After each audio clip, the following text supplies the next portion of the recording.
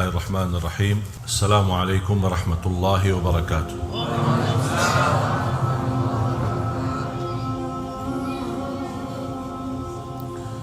Alhamdulillahi rabbil alamin. Ashhadu an la ilaha illallah wahdahu la syarika lahu waliyus salihin. Wa ashhadu anna sayyidana wa nabiyyana Muhammadan abduhu wa rasuluhu as-sadiqul amin. Allahumma salli wa sallim wa barik ala sayyidina Muhammad wa ala alihi wa sahbihi wa man tabi'ahum bi ihsanin ila yaumiddin. Subhanaka la ilma lana illa ma 'allamtana innaka antal alimul hakim. Alhamdulillah, syukurillah atas kesempatan dan kemudahan pertemuan ini yang diberikan oleh Allah Subhanahu wa taala, karena segala sesuatu yang terjadi di muka bumi ini atas kehendak Allah Subhanahu wa taala. Tak ada yang terjadi kebetulan. Sebelum Allah menciptakan bumi dan langit 500 tahun sebelumnya sudah tertulis pertemuan ini. Salah satu kenikmatan yang sangat berharga bagi kita semua sebagai umat Islam adalah kita bagian dari umat Nabi Muhammad sallallahu alaihi wasallam.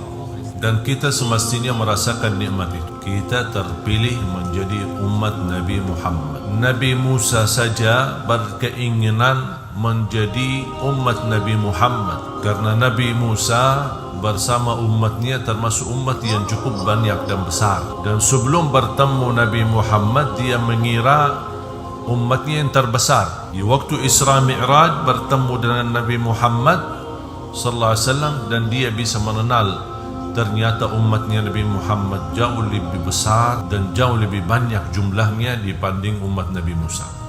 Ibarat satu ekor kambing yang putih, polos, ada satu bulunya warna hitam. Kira-kira nampak enggak yang warna hitam? Di dalam bulu yang begitu banyak cuma ada satu warna hitam.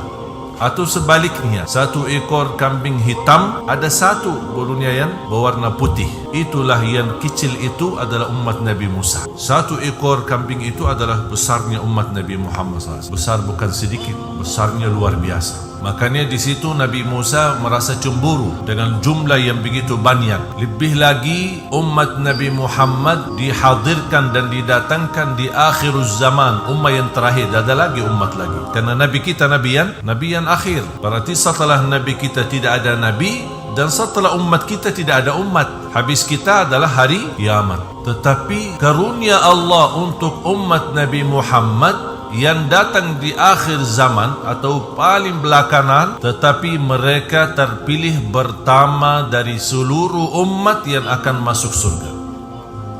Masya Allah. Pertama yang diizinkan buka pintu surga adalah Nabi Muhammad sallallahu alaihi wasallam. Habis itu para nabi dan rasul satu persatu. Habis para nabi dan rasul, pertama orang yang masuki surga sesudah para nabi dan rasul adalah Sayyidina Abu Bakar. Dan Sayyidina Abu Bakar dari mana? Dari umat Nabi Muhammad. Dan seterusnya yang telah diberikan berita gembira oleh Rasulullah SAW menjaminkan mereka masuk surga, sahabatnya dan seterusnya, sampai kita insya Allah bersama mereka. Habis sudah umat Nabi Muhammad, baru ummah-ummah yang lain. Dan salah satu kelebihan umat Nabi Muhammad SAW, kita akan bersama Rasulullah, karena Rasul sebelum masuk surga menunggu kita. Tak ada umat yang ditunggu oleh nabinya. Kita ada Nabi Muhammad yang menunggu kita. Bagaimana bisa Nabi Muhammad mentandai umatnya di dalam sekian banyak umat-umat yang lain? Coba kalau kita sekarang hitungan manusia katanya 5, 6 atau 7 miliar yang ada di bumi, yang muslim maupun non-muslim. Bayangkan kira-kira kalau sekarang umat manusia kira-kira 6 atau 7 miliar, bayangkan berapa jumlah manusia dari zaman Nabi Adam sampai sekarang.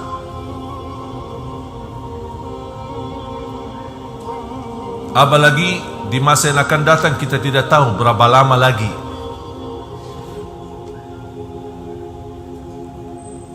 Bagaimana Nabi Muhammad SAW di hadapan miliaran manusia, puluhan umat, bagaimana bisa dia mengenal umatnya dan bisa menandai umatnya?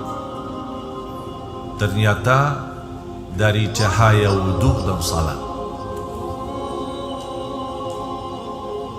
Tidak cukup syahadat. Tidak cukup syahadat.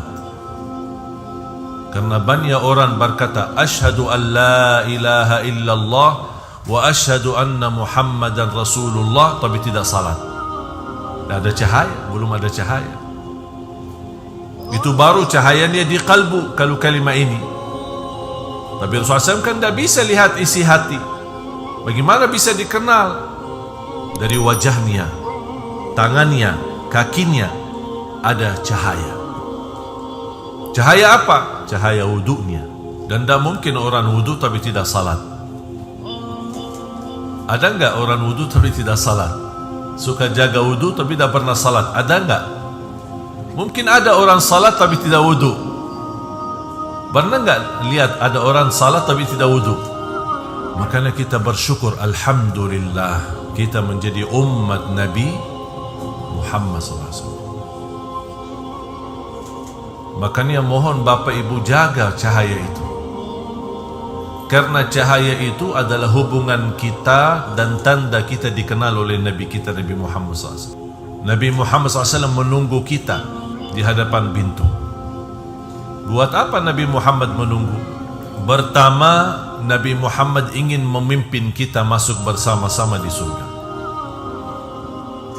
Yang kedua, Nabi Muhammad SAW ingin membagikan minum air Al-Kautsar. Inna a'tainakal Kautsar. Apa itu Kautsar? Sebuah air dari surga, hanya didapat oleh Nabi Muhammad dan umatnya. Warnanya lebih putih daripada susu, manisnya lebih manis daripada madu. Tapi air, bukan susu, bukan jus. Air.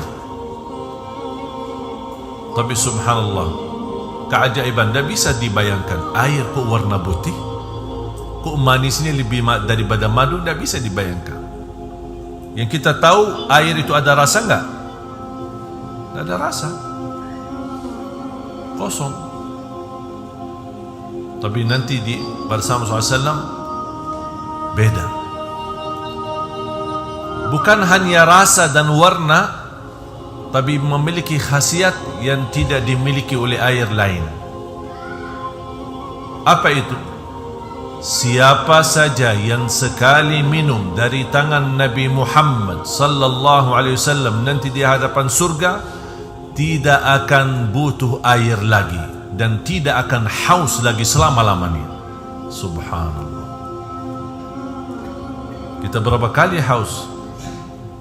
Minum air, haus lagi, minum air, haus lagi.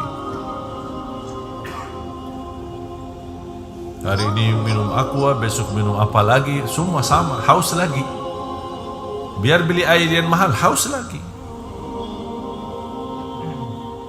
Makanya jamaah sekalian, saya mohon tolong jaga cahaya itu. Jangan sampai kita memadamkan cahaya itu sendiri. Karena nanti di hari kiamat Nabi Muhammad tidak akan minta KTP Bapak Ibu, tanda kenal. Tidak ada KTP. Oh, tanggal lahir tahun 70. Berarti ini zaman-zaman belakang aku, kata Rasul. Tidak ada. Dan tidak perlu kita teriak, ya Rasulullah, ini saya umatmu, aku cinta kepadamu. Tidak perlu. Bagaimana bisa? Harus ada bukti. Bukan suara, bukan KTP, tapi bukti cahaya yang ada di tubuh badan kita. Wajah kita, tangan kita, kaki kita bersinar. Rasulullah sallallahu alaihi wasallam bersabda di hadis yang sahih, "Basyirul masya'ina fil zulami ila al masajid bin nuri tam yaumal qiyamah."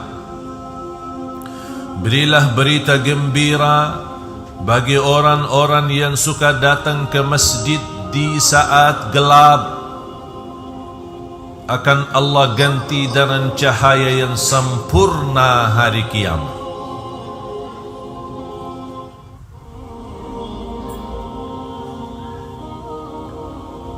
Berarti kita jaga salat, apalagi datang ke masjid di saat gelap, ada balasannya. Selain pahala 10 kali lipat, selain kita mendapatkan salat berjamaah lebih besar 27 kali lipat dibanding salat sendiri, selain kita setiap langkah satu darajat, satu langkah satu kebaikan, satu langkah menghapuskan dosa, dan langkah-langkah itu pulang pergi. Bukan hanya datang ke masjid dihitung langkah-langkahnya, pulang pergi, balik ke rumahnya, padahal pulang ke rumah kan sudah selesai, sudah tunaikan salat, tetap dihitung langkah-langkah. Kemarin pas saya berbicara masalah langkah, ada orang, terus gimana kalau naik motor? Gimana hitungan langkahnya? Saya bilang, kalau soal hitungannya jangan khawatir, Allah tidak akan salah hitung. Yang penting kita harus tahu, mampu menghitungkan dosa kita. Kalau soal hitungan, Allah tidak pernah salah. Yang penting jangan kita salah hitung dosa kita.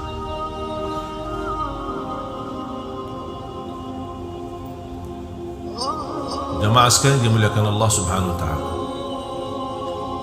Selain itu semua, dapat bonus cahaya. Cahaya yang sempurna di hari kiamat. Ke masjid di salat subuh gelap enggak? Gelap. Tapi mau datang. Salat isya gelap enggak? Gelap. Tapi mau ke masjid. Makanya perjuangan ini, apalagi salat subuhnya, perjuangan ini Allah hargai. Biasanya manusia suka ada rasa tidak nyaman. Mungkin tidak semua sama, mungkin ada yang takut, tapi saya kalau kita bicara umum, tidak nyaman jalan di waktu gelap. Apalagi orang kampung bisa lewat sawahnya atau lewat kebunnya, tidak ada jalan terang, tidak ada lampu, tidak ada listrik, tidak ada ini, merasa tidak nyaman. Tapi tetap mereka melangkah ke masjid. Maka coba lihat bapa-bapa, ibu-ibu yang usia lanjut, atau orang tua kita barangkali yang sudah tidak ada, kakek nenek kita, sampai usia tua sehat mereka. Karena mereka tidak pernah tinggalkan salat dan tidak pernah tinggalkan ngaji bersama-sama. Kita biasa yasinan malam Jumat, mereka setiap malam yasinan. Bahkan sebelum maghrib mereka makan, habis maghrib sudah tidak boleh ada aktivitas selain ngaji. Duduk di musalla sambil menunggu isya, betul kan? Itu yang terjadi masa dulu. Kita sama juga, sibuk habis maghrib nonton sinetron, sama-sama sibuk. Makanya kita terbeban, banyak persoalan, banyak masalah. Mereka hidupnya pas-pasan, orang dahulu kita hidupnya pas-pasan, tapi tidak pernah pusing, tidak pernah stres. Mungkin bahasa galau aja baru-baru muncul. Mungkin orang dulu tidak tahu apa itu galau. Dia fikir berbagai macam makanan. Sekarang coba, siapa yang tidak galau? Allah yang bikin galau? Tidak, kita yang bikin galau sendiri. Tinggalkan ngaji, tinggalkan masjid. Yang malam jadi siang, yang siang jadi malam. Main bermalam-malam, TV, nonton bola, main catur, main PS, macam-macam, sampai dekat subuh. Sudah dekat subuh ngantuk, tidak memfikirkan tahajud, walaupun 2 rakaat, tutup witir, sudah tahajud, walaupun 2 rakaat. Tidak, lagi capek, begal, mau istirahat sebentar. Kalau alasan salat subuh, bangun sudah kesiangan, ya Allah maafkan, ketiduran, kurang ajar manusia. Itu kerjaannya sama Allah. Habis itu dia tanya, kenapa kok doa saya tidak dikabul? Hajat saya belum tuntas. Dia fikir perilakunya seperti ini setiap hari, dan dia pergi ke Habib, pergi ke Kiai, pergi ke makam sana, makam sini, minta dikabulkan. Tak bakal. Tak bisa tawassul dengan para wali kalau perilakunya seperti ini. Usahakan perilaku sama seperti para wali, baru tawassulnya berguna, bermanfaat. Kita harus berbuat baik. Kita tidak boleh menggantungkan kebaikan, karena para wali tidak bisa mewakili kita salat. Tak bisa kita datang kepada seorang habib atau seorang kiai, Pak, saya malas salat, saya wakili Bapak, tolong salatkan. Kata Habib, insyaAllah saya kalau untuk mewakili kamu salat tak bisa. Kalau mau disalati saya bisa.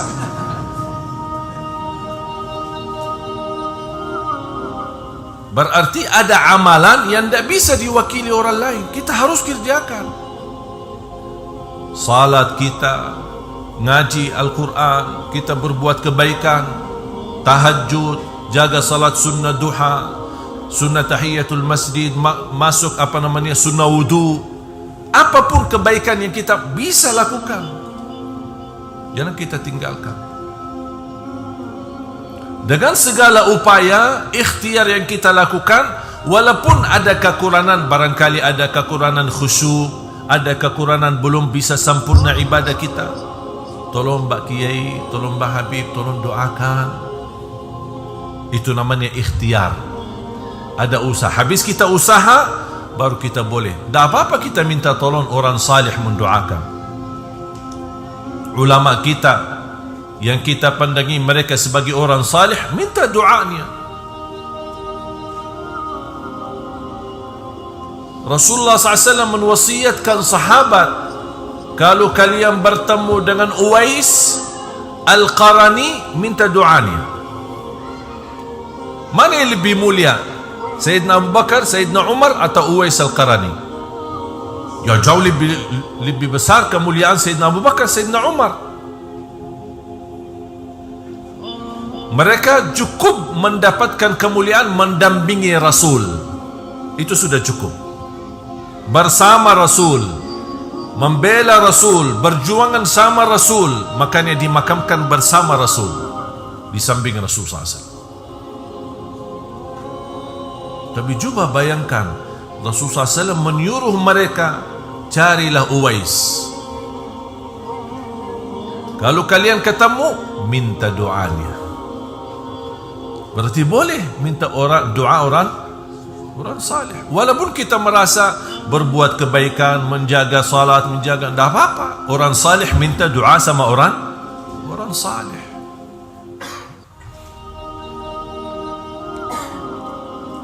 Apalagi di masa sekarang, di zaman global fitnah, kita sangat membutuhkan doa.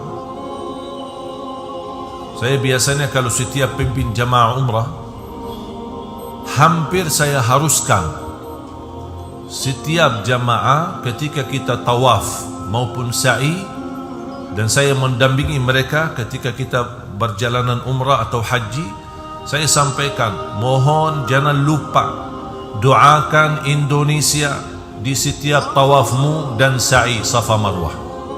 Doakan Indonesia.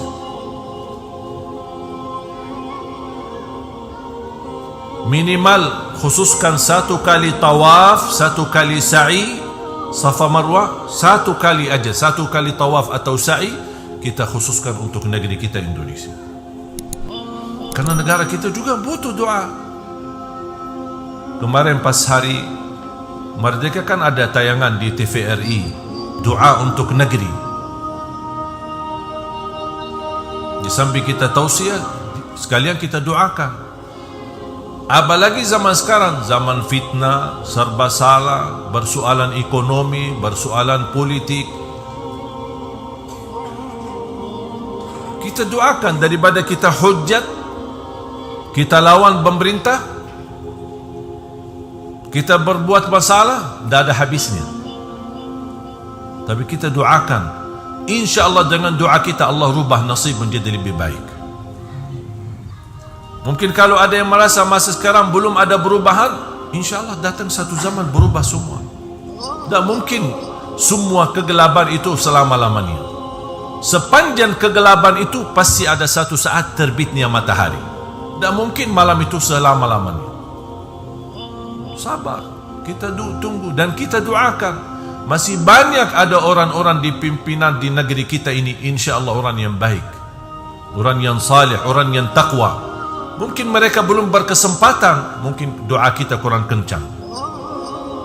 Kita doa, jangan putus asa. Doa untuk Indonesia, untuk presiden kita, wakil presiden kita, para pimpinan negeri kita, semua kita doakan.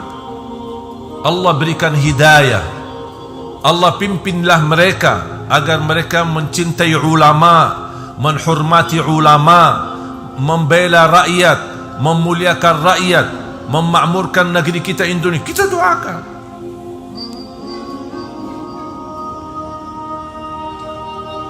Menjadi ikhtiar. Karena kemarin salah satu usaha dan ikhtiar kita, masing-masing sudah memilih.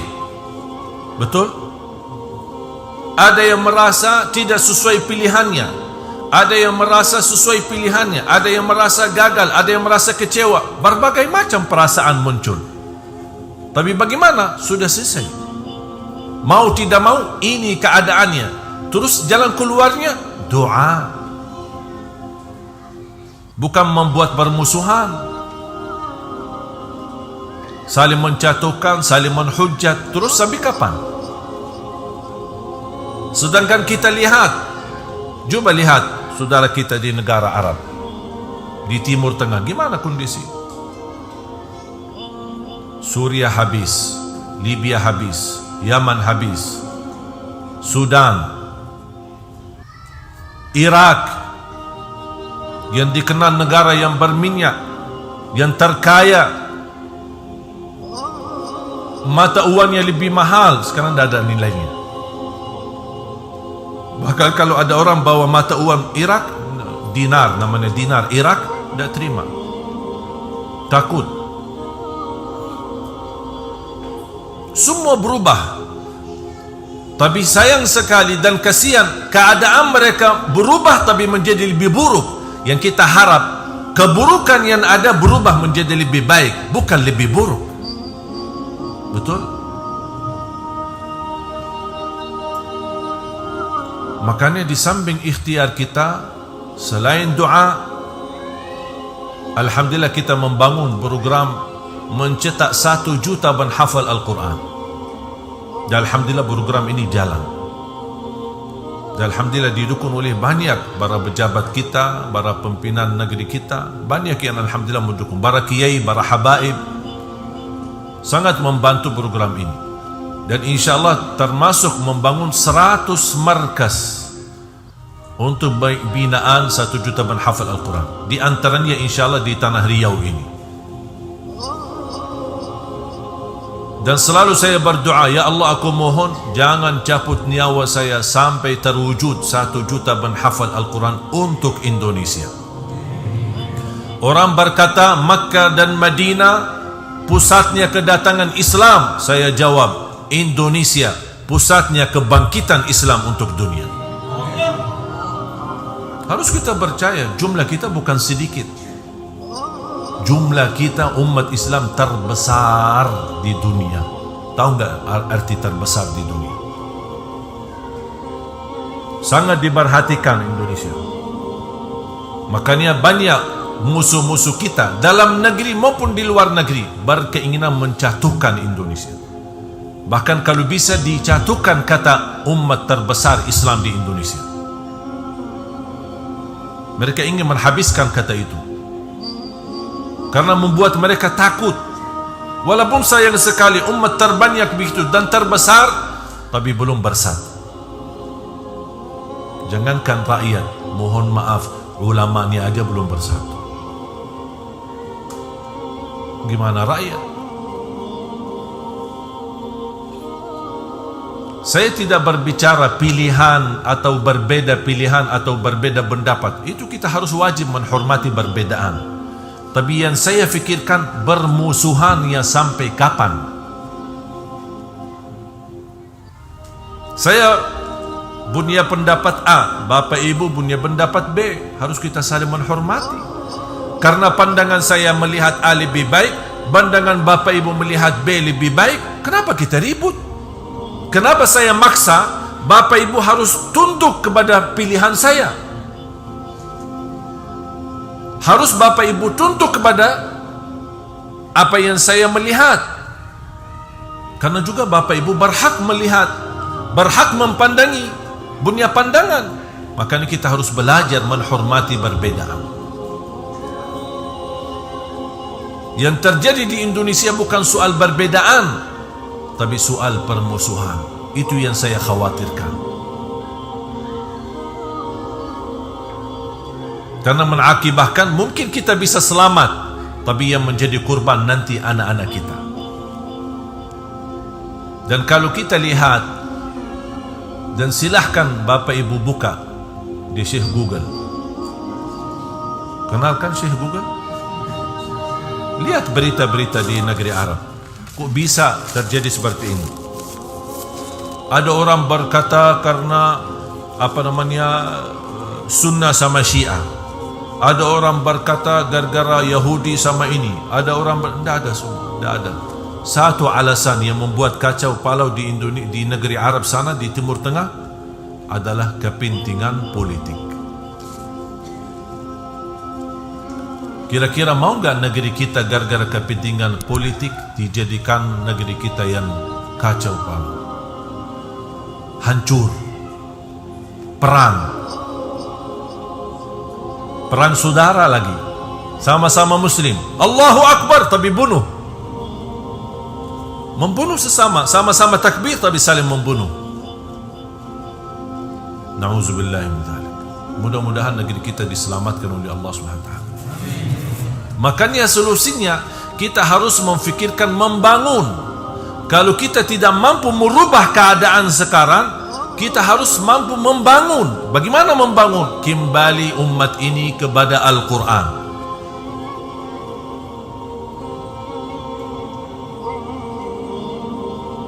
Ada orang teriak, kita mau kembalikan khilafah, harus kita bangun khilafah. Suruh baca suratul Fatihah aja tidak bisa. Membangun khilafah, Al-Fatihah aja tidak bisa benar, masih salah baca Al-Fatihah. Umat ini tidak bisa ditolong oleh Allah selain dengan Al-Quran. Kunci keselamatan, kunci kemenangan, kunci kemakmuran, kunci dilindungi oleh Allah dari segala bahaya dan keburukan Al-Quran.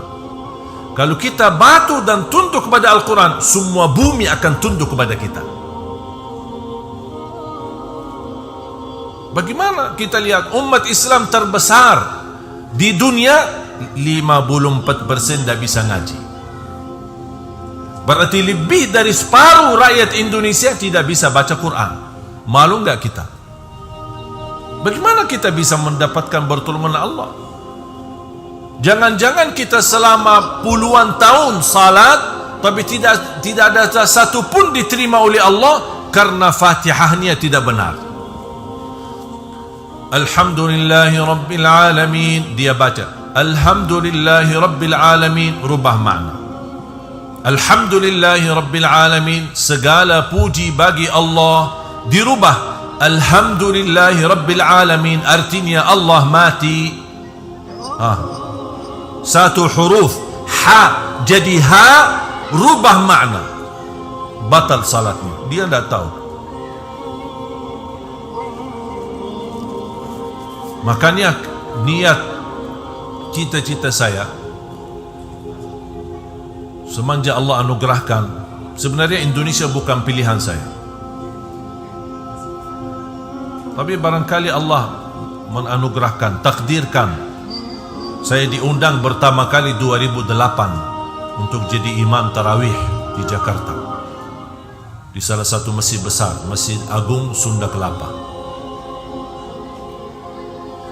Dari situ alhamdulillah menjadi imam tarawih, nampaknya senang jamaah dan semakin ramai sampai heboh di media. di TV dan lain-lain. Waktu itu saya belum bisa bahasa Indonesia. Cuma satu kalimat, bagus. Bagus. Alhamdulillah dapat diundang lagi. Nampaknya jamaah senang, tersentuh. Akhirnya minta sama pengurus masjid, kami minta lagi imam itu dari Madinah. Alhamdulillah 2009 saya jadi imam lagi, 2010 jadi imam lagi. Sering bola balik ke Indonesia sampai saya merasa betah di Indonesia, jatuh cinta Indonesia. Alhamdulillah di situ 2008 2009 mulai belajar. Walaupun masih ingat pertama kalimat yang saya belajar, apa kabar, bagus, mau kemana, aku cinta kepadamu. Itu aja yang saya hafal, tapi belum tahu artinya waktu itu. Itu aja, setiap ketemu orang, assalamualaikum, apa kabar, bagus, mau kemana, aku cinta kepadamu. Orang bingung, apaan ini? Tapi alhamdulillah karunia dari Allah. Dan saya yakin apa yang saya dapat di Indonesia, di tanah air kita ini, karena berkahnya Al-Quran. Mohon maaf, siapa Ali Jabir? Siapa Ali Jabir? Hamba Allah biasa. Tapi karena ini dikenal. Bukan karena keluarga Ali Jabir, bukan karena salah satu paman saya adalah imam besar Masjidul Haram dikenal Ali Jabir di Indonesia.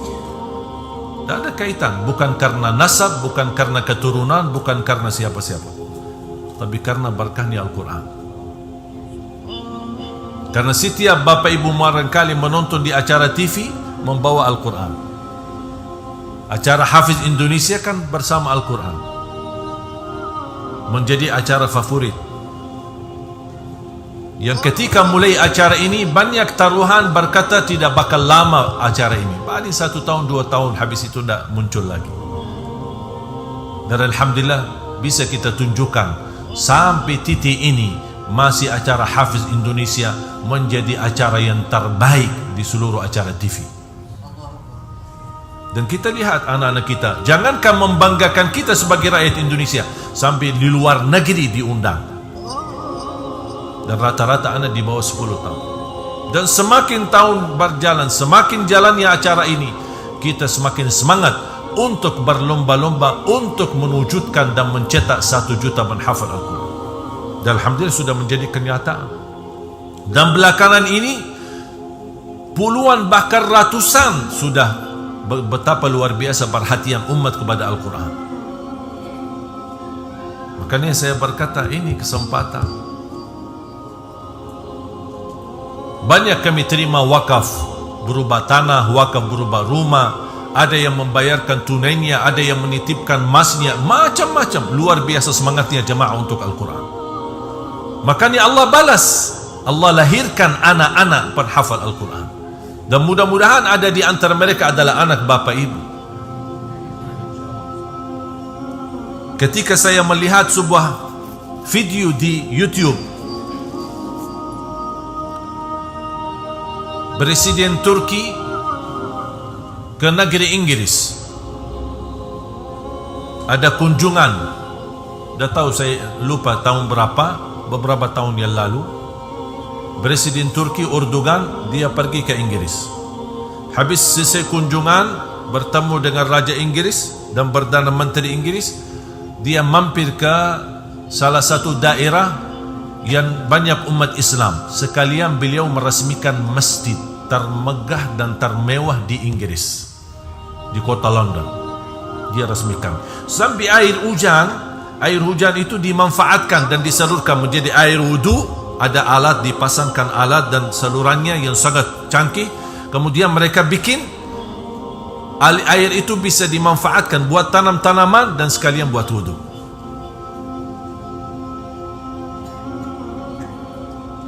Dan listrik rata-rata dari tenaga matahari. Beliau resmikan. Yang membuat saya bangga, ketika di acara peresmian masjid tersebut diresmikan langsung oleh Presiden Turki di tanah negeri Inggris. Kemudian biasanya kan ada susunan acara kan, acara peresmian masjid atau sekolah kan ada bacaan Quran, ada sambutan dan lain sebagainya. yang membaca tilawatul Quran di acara itu adalah Presiden Turki. Coba meresmikan masjid membaca Al-Quran di tanah negara Inggris. Kira-kira rakyat Turki bangga tidak? Dan saya baca data dan sejarah kehidupan beliau, ternyata dia anak santri. Dan saya yakin tidak ada yang memiliki pesantren lebih besar dan lebih banyak daripada Indonesia. Indonesia terbesar pesantren di mana-mana. Makanya alhamdulillah kami bekerja sama dengan banyak pihak-pihak di Jawa. Alhamdulillah sudah membangun puluhan rumah tahfiz, beberapa pesantren, dan kemarin saja baru kita telah membangun pesantren baru di Cipanas, menjadi juga bagian dari 100 markas. Dan setiap anak-anak dan pemuda-pemudi di bawah binaan kami tamat hafal 30 juz, kami hadiahkan umrah. Tujuannya sebenarnya bukan umrah, tapi saya punya tujuan lain. Saya ingin anak-anak kita bisa setor hafalan dan bacaan di hadapan para imam besar di Tanah Suci. Karena saya ingin mereka diakui, jangan hanya di Indonesia tapi juga di Tanah Suci. Alhamdulillah, rata-rata yang kami kirim ke sana, mereka berdiam di sana, setor hafalan, dan mereka kembali ke tanah air, masing-masing sudah membawa sertifikat ijazah sanad yang sudah dibenarkan bacaannya, dibenarkan hafalannya, dan diizinkan menjadi guru ngajar karena bacaannya benar. Karena saya ingin tidak boleh banyak hafal tapi bacaannya kacau. Banyak orang hafal tapi bacaannya tidak benar. Saya tidak mau itu. Makanya terbangun program dari 5 metode. Baca Al-Quran dengan benar, perbaiki huruf. Yang kedua, tahsinut tilawah. Yang ketiga, menindahkan suara sama tajwid, walaupun suara kita membuat orang lain sakit kepala. InsyaAllah ada ilmunya bagaimana bisa menindahkan suara kita. Yang keempat adalah menguatkan hafalan, karena banyak keluhan jamaah, kita bisa hafal tapi cepat lupa. Ada enggak obatnya? Ada solusinya. Baru masuk ke metode inti, membaca Al-Quran di dalam salat maupun di luar salat sesuai bacaan Nabi Muhammad sallallahu alaihi wasallam. Iman ada ilmunya? Ada ilmunya. Mana ayat yang buat Nabi Muhammad nangis? Mana ayat yang membuat Nabi Muhammad senyum? Mana ayat membuat Nabi Muhammad berdoa dan bermunajat? Mana ayat yang Nabi Muhammad SAW mengulanginya berkali-kali sepanjang malam sampai terbitnya subuh dan menangis? Mana ayat yang membuat Nabi Muhammad takut? Mana ayat yang membuat Nabi Muhammad lebih khusyuk? Mana ayat yang dibacakan dalam salat sunnah? Mana ayat yang dibacakan di salat wajib, subuh, Jumat, apa saja? Semua sudah dijelaskan. Dan ini ada ilmunya. Makanya terbangun program 1 juta menghafal Al-Quran, karena saya mempandangi Indonesia adalah insya-Allah menjadi subur untuk melahirkan 1 juta menghafal Al-Quran. Program ini masih panjang, tapi terus kita berjuang. Karena saya memiliki keyakinan sepanjang apapun jarak perjalanan, kalau kita melangkah pasti akan sampai. Yang menjadi persoalan kalau tidak melangkah, melihat jauh, banyak, udah diam di tempat, tidak bakal tercapai. Tapi sejauh apapun, anggap ratusan kilometer, kalau tidak melangkah, tidak ikhtiar, tidak usaha, tidak bakal sampai. Dan inilah tujuan program 1 juta menghafal Al-Quran.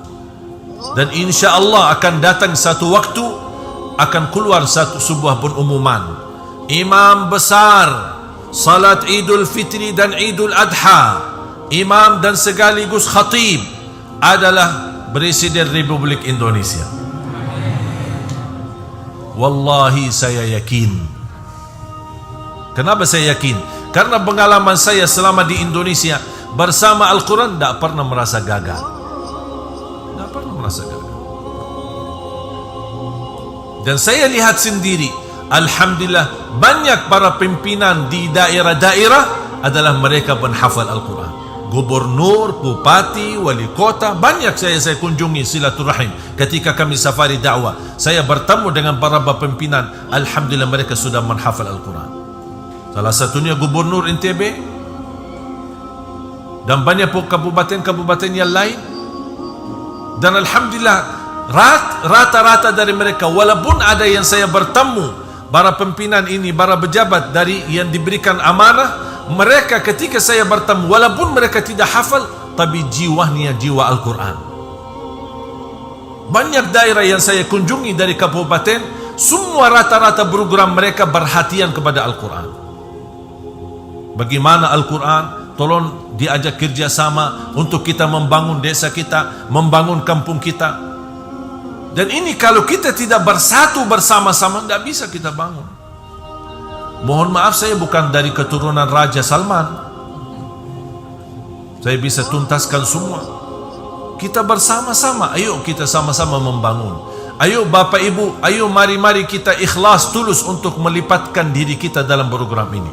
Barangkali kita gagal menjadi penghafal Al-Quran, tapi saya percaya dan yakin, insya Allah kita bersama, dari tenaga fikiran, dari tenaga fisik, dari keilmuan, dari sisa harta kita, nafkah, sedekah, zakat, apapun, seberapapun, insya Allah semuanya akan menjadi saksi baik, dan mudah-mudahan tertulis nama kita di hari kiamat sebagai Ahlul Quran. Wallahi Al-Quran indah, nikmat. Saya kemarin ketika membaca Al-Quran, dan alhamdulillah menkhatam berkali-kali, saya cari satu kata, apa ya kira, apa yang saya rasakan, ingin saya sampaikan kepada jemaah. Tapi kadang-kadang sesuatu perasaan ini, indahnya, manisnya ini tidak bisa diungkap, tidak bisa disampaikan. Sambil saya fikir, kira-kira apa kata-kata yang paling pas. Saya ingin betul apa yang saya rasakan bisa dirasakan oleh Bapak Ibu. Habis saya berfikir, saya tidak ketemu selain kata, wallahi Al-Quran ini nikmat. Wallahi nikmat. Miskin yang tidak bisa merasakan nikmatnya Al-Quran. Wallahi miskin, bukan miskin harta, miskin perasaan, tidak bisa menikmati Al-Quran. Kitab ini bukan kitab biasa, bukan tulisan manusia, tapi kitab ini diturunkan oleh Allah, kalamullah. Kata guru saya, barang siapa yang ingin mendengar Allah bicara, baca Al-Quran. Kalau belum bisa merasakan nikmatnya melalui baca, sima', dengar murattal, sambil renungkan fikiranmu, hatimu, supaya bisa menikmati. Sempurna kitab ini, tidak ada sedikit pun kebatilan di dalamnya, bahkan tidak ada keraguan. Dzalikal kitabu la raiba fih, dan menjadi petunjuk bagi kita, hudal lil muttaqin. Indahnya wallah, indahnya membaca, indahnya menyimak, mendengar, indahnya mendukung, indahnya berinfak, indahnya semua apapun yang terlibat, segala sesuatu yang terlibat dalam Al-Quran, bersama Al-Quran, apapun bentuknya, wallahi nikmat.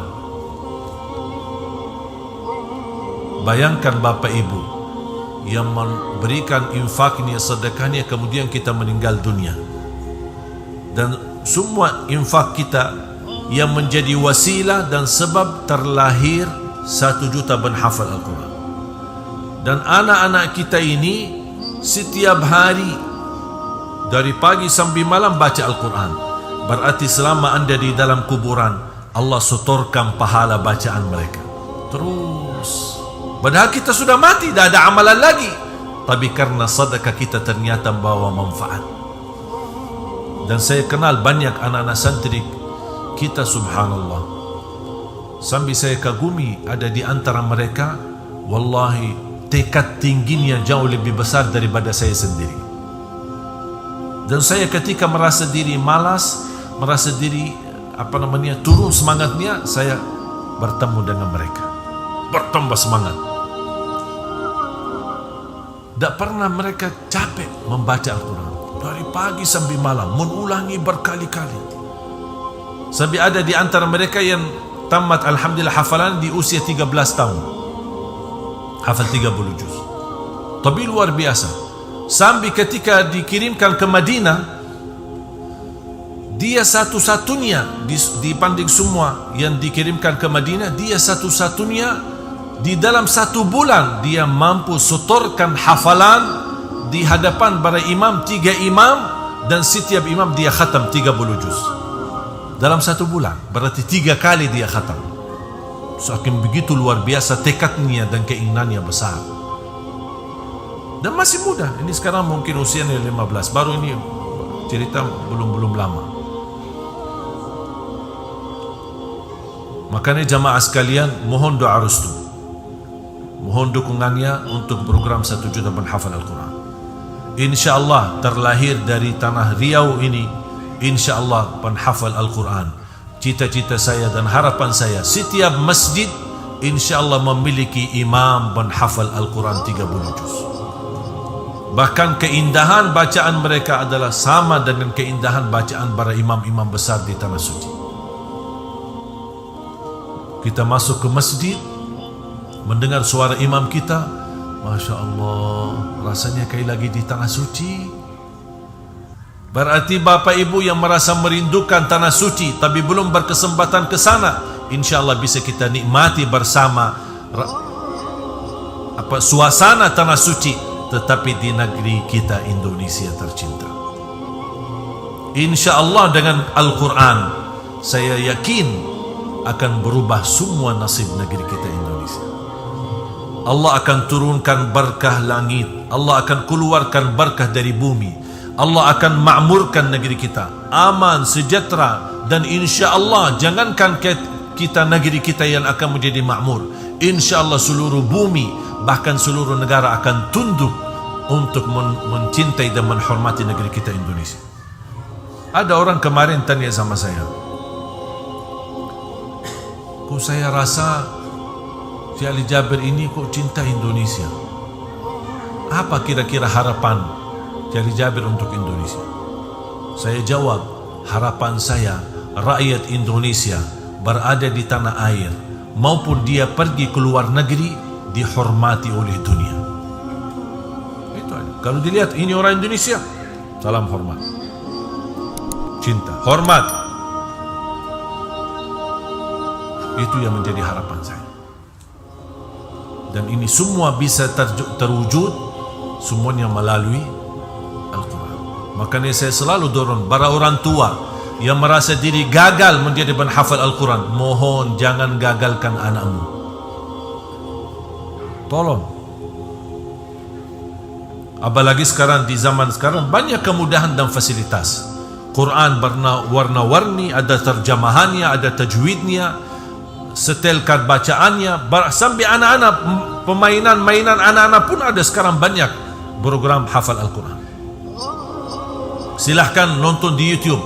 Kalau berkenan menjadi pelanggan di YouTube, ada satu channel kami bikin adalah Hafiz dan Hafizah. Sehari-hari supaya anak-anak kita menontonnya bisa menerapkan akhlak. Karena saya ingin bukan hanya hafalan Al-Quran, tapi berakhlak-akhlakul Quran. Buka di YouTube Hafiz dan Hafizah. Sehari-hari mereka, bagaimana mereka bisa mengobati keburukan akhlak, bagaimana bisa menanamkan akhlak yang mulia, bagaimana bisa menanamkan jiwa Al-Quran dalam hati mereka dan sehari-hari mereka. Ini menjadi salah satu upaya.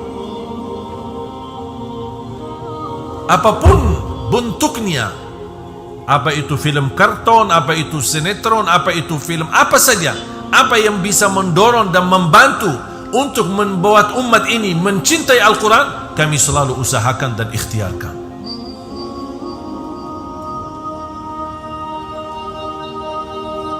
Sampai insyaAllah kita akan masih sempat kita berdialog dengan sahabat saya Rafi Ahmad. InsyaAllah munculnya satu program bersama beliau untuk perhatikan program Al-Quran. Banyak, alhamdulillah saya melihat luar biasa karunia Allah Subhanahu wa taala.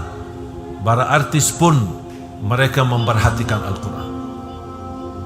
Sahabat saya Irfan Hakim, luar biasa, ngajinya tidak ada hentinya. Walaupun beliau tidak pernah menampakkan diri dalam ketika mengaji, saya sering memperhatikan dari acara ke acara, dalam perjalanan dia selalu baca Al-Quran diam-diam di mobilnya. Semangatnya mereka, jiwa mereka sudah Al-Quran. Makanya ayo kita mari bersama-sama, dan insya Allah Allah akan berikan keberkahan. Kalau kita tidak dapat apa-apa dari Al-Quran, hanya keberkahan, itu sudah cukup. Berkah umur, berkah rizki, berkah keluarga, berkah sehari-harinya, mau apa lagi? Apa arti dari keberkahan? Sehat wal afiat, rizki yang melimpah, dan juga Allah lindungi dari segala bahaya dan keburukan, dan bahagia selamat dunia akhirat. Itulah inti dari keberkahan. Dan mudah-mudahan Bapak Ibu semuanya menjadi ahlul Quran dunia dan akhirat. Cintailah Al-Quran, jangan bosan bersama Al-Quran. Sehari-harimu jangan lewat, harus selalu bersama Al-Quran. Walaupun ibu-ibu yang mohon maaf sedang halangan tidak ngaji, tolong simak, dengar. Tidak ada larangan untuk ibu-ibu mendengar Al-Quran walaupun lagi tidak salat. Setelkan CD atau dari YouTube murattal. Alhamdulillah, jutaan murattal ada di YouTube.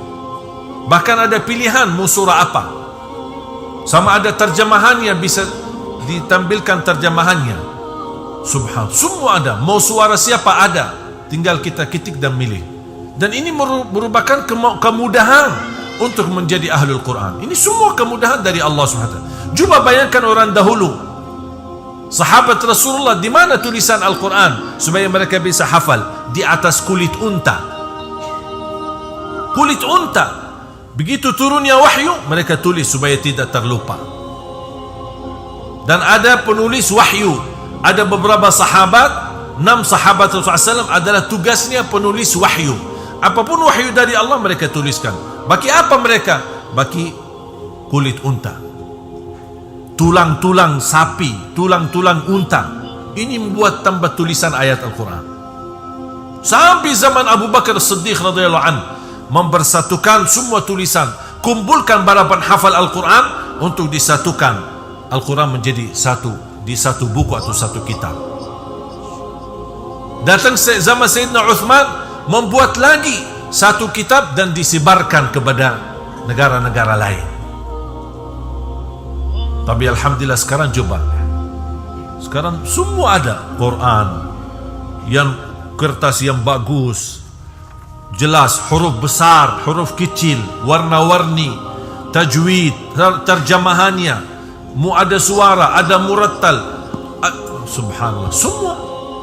Sekarang berarti semestinya jumlah kita menghafal Al-Quran melebihi jumlah sahabat Rasul. Kenapa? Karena semua ada, semua serba ada. Tinggal ada kemauan tidak.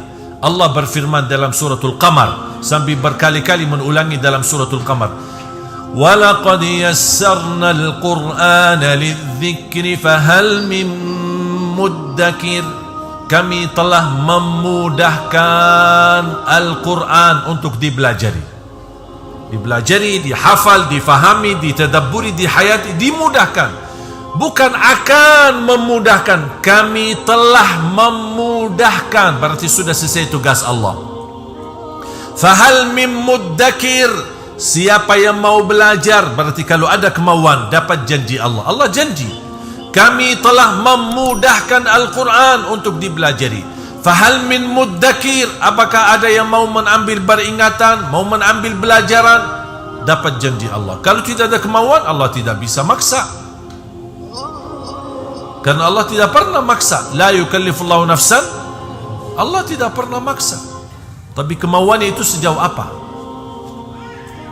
Kira-kira semangat menjadi ahlul Quran demi kebaikan negeri kita, demi kebaikan keturunan kita. Insya Allah kita bersama-sama menjadi wasilah dan ikhtiar melalui, kalau orang bertawassul kepada orang salih, kalau tawassul saya kepada Al-Quran, itu wasilah saya. Wasilah saya kemakmuran Indonesia Al-Quran. keberkahan ekonominya, keberkahan politiknya, keberkahan sosialnya, kemakmuran dunianya, dan insya-Allah akan Allah ridha kepada negeri kita menjadi baldatun thayyibatun wa rabbun ghafur, dan Al-Quran. Mudah-mudahan Bapak Ibu diberikan kemuliaan oleh Allah SWT bersama Al-Quran, disucikan hatinya, dibersihkan jiwanya, diampuni segala dosanya. Ya Allah, atas izinmu kami bersama-sama bertemu di masjid ini. Ya Allah, berilah kepada kami kesempatan dan kemuliaan bersama-sama bertemu kembali di dalam surgamu ya Allah, bersama Nabi Muhammad sallallahu alaihi wasallam. Ya Allah, berilah kepada kami karunia menjadi penghafal Al-Quran, berakhlak-akhlakul Quran. Anugerahkan ya Allah kepada keturunan kami, anak dan cucu penghafal Al-Quran, yang mereka mampu membanggakan kami di hadapan-Mu hari kiamat. Tuliskan nama kami sebagai orang yang mendapatkan syafaatnya Al-Quran, birahmatika ya arhamar rahimin. Allahumma taqabbal minna ya rabbal alamin. Ighfir lana wa liwalidina wa li jami'il muslimina wal muslimat wal mu'minina wal mu'minat al ahya'i minhum wal amwat. Ya Allah, selamatkan negeri kami Indonesia, selamatkan negeri kami Indonesia, selamatkanlah negeri kami Indonesia dari segala bencana, dari wabah, dari bala, dari musibah. Ya Allah, berikan perlindungan kepada negeri Indonesia dari segala keburukan ya arhamar rahimin. Berikan kepada negeri kami Indonesia pemimpin yang takwa, pemimpin yang adil, pemimpin yang amanah, pemimpin yang jujur dan ikhlas melayani rakyatmu, dan ikhlas rakyat Indonesia, dan ya Allah ikhlas membela agamamu ya Rabbal Alamin. Rabbana atina fid dunya hasanah wa fil akhirati hasanah wa qina adzaban nar. Wa sallallahu ala sayyidina wa nabiyina Muhammadin wa ala alihi wa sahbihi wasallam. Walhamdulillahi rabbil alamin. Saya serahkan kepada Pak. Alhamdulillah, mohon maaf saya potong karena tadi beliau sebutkan adik-adik. Alhamdulillah, salah satu karunia Allah berikan saya bersaudara 12 timnas.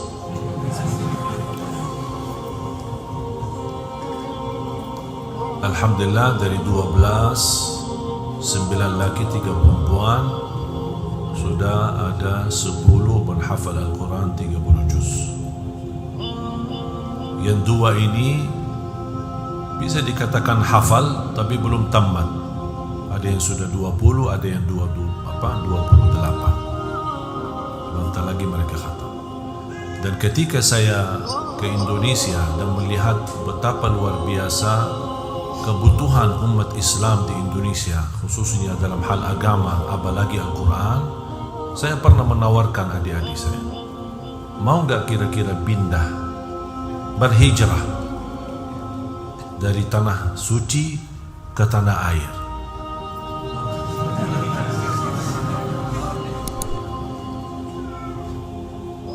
Tapi saya tidak bisa menjanjikan apapun.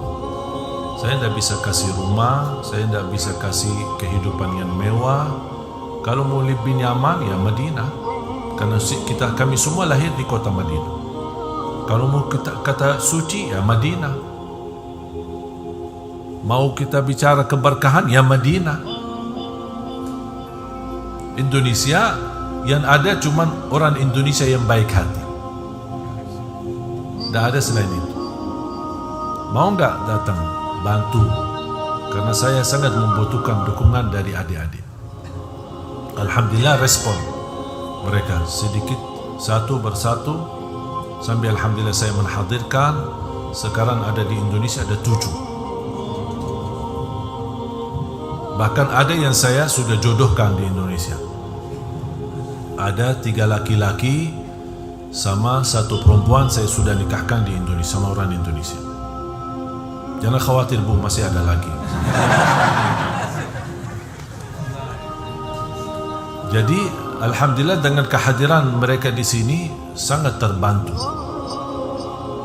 Ketika membangun yayasan, semua adik-adik saya yang terlibat ikut membantu. Ada yang manajemennya, ada yang sehari-harinya, pengawasnya, semua adik-adik saya sendiri. Yang mereka luar biasa bekerja keras. Kalau kita membangun, mereka yang turun. Karena mungkin saya tidak bisa setiap titik dan setiap ini alhamdulillah adik-adik saya bisa. Bahkan beberapa hari kemarin sampai hari ini adik saya Syekh Muhammad berada di Tanah Riau, tapi beliau di sana agak sedikit jauh. Dan alhamdulillah ini semua karunia dari Allah. Sekarang saya juga menghadirkan ayah sama ibu, walaupun ayah sama ibu bercita-cita untuk wafat di kota Madinah, dan mereka datang ikut juga membantu. Saya bukan dari keluarga penghafal Al-Quran. Ayah sama ibu saya awam, bukan mereka penghafal, orang awam biasa. Ibu saya sampai usia 40 tahun belum bisa baca Quran. Coba bayangkan. Ayah saya belajar sekolah sampai kelas 3 SD. Ibu saya tidak pernah sekolah. Tapi kesabaran mereka, Allah lahirkan alhamdulillah penghafal Al-Quran. Sekarang anaknya sendiri menjadi guru untuk orang tuanya. Sekarang ayah sama ibu saya dua-duanya alhamdulillah hafal Al-Quran. Makanya mereka datang, walaupun hanya sebatas tahsinu tilawah, memimpin bapak-bapak dan ibu-ibu, termasuk adik-adik saya yang perempuan. Sekarang sudah adik saya di sini yang perempuan ada 3 yang hadir di sini untuk membantu. Karena banyak akhwat yang awal-awal ketika mulai acara program ini agak mungkin sedikit merasa tidak nyaman. Gurunya laki-laki, yang muridnya adalah perempuan. Dia merasa tidak nyaman. Banyak alhamdulillah yang sudah hafal, tapi makanya kita hadirkan adik-adik. Alhamdulillah mereka bisa bersama-sama perempuan, sama-sama perempuan, dan mereka bisa banyak belajar. Mohon doa restu. Sekarang saya lagi rayu adik saya. Dia sudah dokter di di Masjid Nabawi, dan beliau sebagai sangat mendalami ilmu hadis dan ilmu warisan faraid, ilmu warisan. Beliau luar biasa hafal, sangat hafal. Jadi kalau ada pertanyaan dari jamaah kepada saya selalu tanya sama dia. Padahal dia adik saya nomor 9, tapi ilmunya lebih besar daripada saya.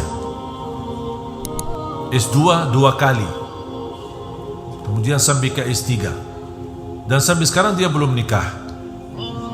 Dia lebih banyak hobinya ilmu, nikah sama ilmu. Sekarang usianya 33-34. Saya sedang merayu dia untuk datang. Diberikan kepercayaan oleh kerajaan kursi ulama di Masjid Nabawi untuk mengajar. Dan saya bilang saya kasih juga kursi Indonesia, bukan kursi ulama, tapi mau kesini datang untuk ikut membantu. Mudah-mudahan insyaAllah beliau mau. Dan saya sudah rayu kemarin berkali-kali, ada nih jodohnya, mau nggak? Kita mancing dia. Padahal saya tahu dia kurang minat untuk menikah, tidak begitu. Dia lebih banyak memperhatikan dakwah dan ilmu agama.